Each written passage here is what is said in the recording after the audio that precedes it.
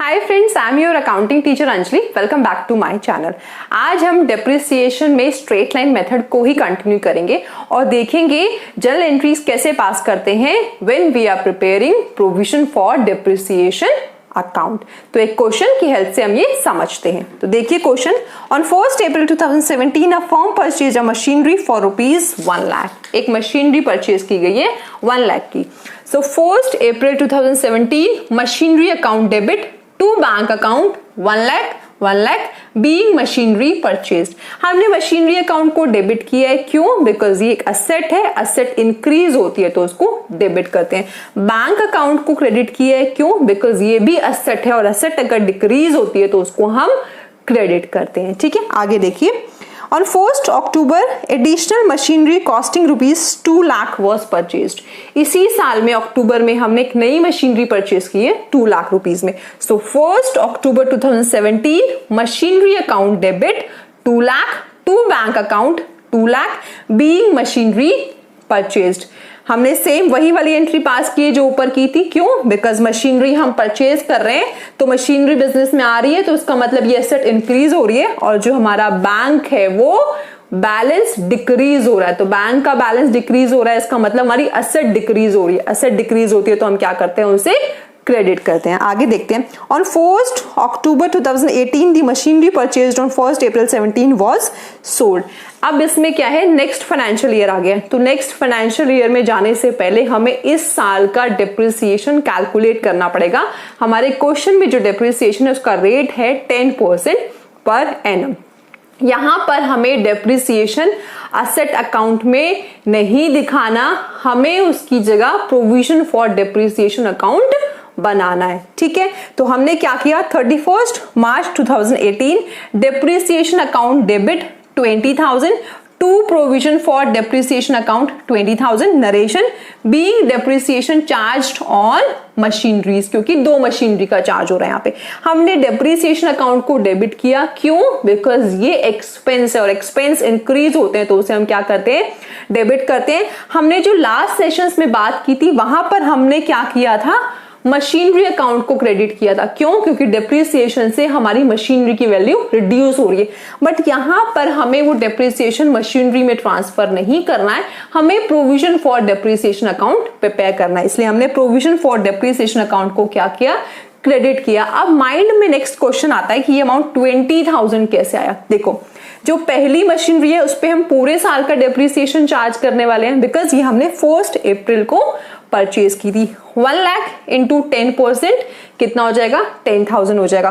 दूसरी मशीनरी हमने 1 अक्टूबर को परचेज किया, इसका मतलब 6 महीने का डेप्रिसिएशन चार्ज करना है। तो 2 लाख 10% फॉर 6 मंथ्स 10,000। तो 10,000 इसका हो गया, 10,000 इसका हो गया, दोनों को प्लस किया तो हमारा कितना आ गया, 20,000 आ गया। डेप्रिसिएशन क्या है, नॉमिनल अकाउंट है और नॉमिनल अकाउंट के बैलेंस हमें 31 मार्च को प्रॉफिट एंड लॉस अकाउंट में ट्रांसफर करने होते हैं। तो हम 31 मार्च को एक और एंट्री जो है वो पास करेंगे, वो होगी profit and loss account debit to depreciation account 20,000 being depreciation transfer to profit and loss account. जो डेप्रिसिएशन हमने चार्ज किया था वो हमें 31 मार्च को ही प्रॉफिट एंड लॉस अकाउंट में ट्रांसफर करना है। अब आगे क्वेश्चन देखते हैं। आगे क्वेश्चन में है कि on 1 October 2018 the machinery purchased on 1 April 17 was sold at ₹70,000।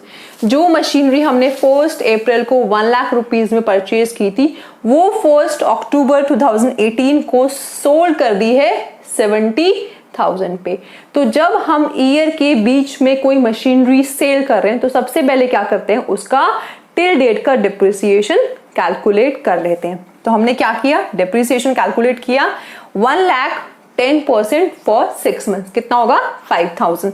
Depreciation account debit to provision for depreciation account 5,000 से हमने किया, being depreciation charged on machinery.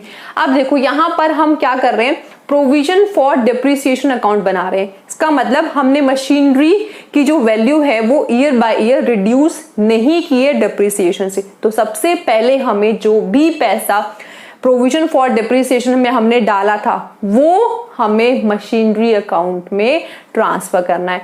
In short हमें मशीनरी की वैल्यू क्या करनी है, रिड्यूस करनी है, बिकॉज अभी तक हमने वो रिड्यूस नहीं की थी, हम वो amount provision for depreciation account में दिखा रहे थे। तो अब हम क्या करेंगे, प्रोविजन फॉर डिप्रिसिएशन अकाउंट को डेबिट करेंगे, मशीनरी अकाउंट को क्रेडिट करेंगे। क्यों? बिकॉज मशीनरी की वैल्यू रिड्यूस होगी। इस मशीनरी पे अब तक का डेप्रिसिएशन कितना है, 15,000। 10,000 हमारा लास्ट ईयर का था और 5,000 करंट ईयर का टिल डेट। तो हमने क्या किया, provision for depreciation account debit 15,000 to machinery account 15,000। हमने प्रोविजन फॉर डेप्रिसिएशन से जो अमाउंट है वो ट्रांसफर कर दिया है मशीनरी अकाउंट में। अब उसके बाद हमें क्या करना है, जो मशीनरी सेल की है उसकी एंट्री पोस्ट करनी है। फर्स्ट 10/2018 में बैंक अकाउंट डेबिट 70,000, क्योंकि हमें जो पैसा मिल रहा है वो कितना मिल रहा है, 70,000। हमने जो मशीनरी सेल की है वो 70,000 पे ही सेल की है, तो हमने बैंक अकाउंट को डेबिट किया है। क्यों? बिकॉज पैसा आ रहा है, तो बैंक का बैलेंस क्या हो रहा है, इंक्रीज हो रहा है, हमारी असेट इंक्रीज हो रही है। असेट इंक्रीज होती है तो हम क्या करते हैं, डेबिट करते हैं। तो बैंक अकाउंट डेबिट हमने कर दिया 70,000।